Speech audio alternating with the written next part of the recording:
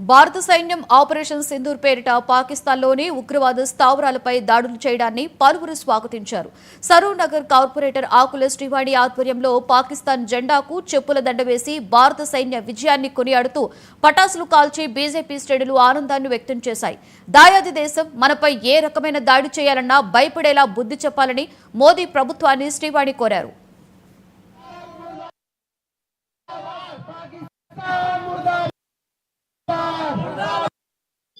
మన భారతదేశపు ఆడవాళ్ళని నుదిటిన సింధూరం ఉండొద్దు అని చెప్పి ఎవరైతే ఉగ్రవాదులు వచ్చి మన హతమర్చారో వాళ్ళ కోసం అని చెప్పి ఉక్కుపాదం కోసం అని చెప్పి ఈ రోజు నరేంద్ర మోదీ గారు మన త్రివిధ దళాలు అందరూ కలిసి కూడా ఆపరేషన్ సింధూర్ పేరు పైన పాకిస్తాన్ లోకి వెళ్లి అక్కడ ఉన్న ఉగ్రస్థలాలను హతమర్చి వచ్చినందుకు వాళ్ళందరికీ సెల్యూట్ చేస్తూ వాళ్ళందరి వెంబడి మేము ఉన్నాము, మీరు ముందు వెళ్ళండి, మీ వెంబడి మేము ఉన్నాము, ప్రతి ఒక్కసారి మీరు చేసే ఉగ్రదాడికి మీ వెంబడి మేము ఉంటాము అని చెప్పి తెలియజేయడానికి ఈ రోజు భారత ప్రేమికులందరూ కూడా ఇక్కడ సరూర్ నగర్ డివిజన్ లో ఇక్కడికి వచ్చి అందరూ కూడా సెలబ్రేషన్స్ చేయడం జరిగింది.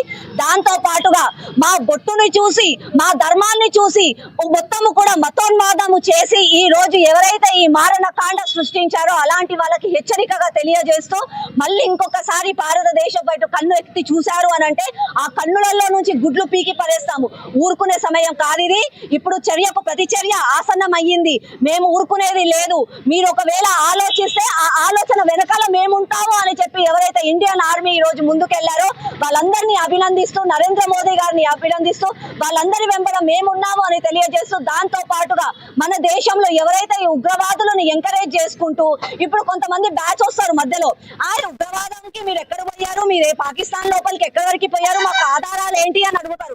అట్లాంటి ఆధారాలు అడిగే బ్యాచ్లకు అందరికీ కూడా చెప్తున్నారు, దయచేసి మూటా ముల్లా కట్టుకొని పాకిస్తాన్ కి పోండి.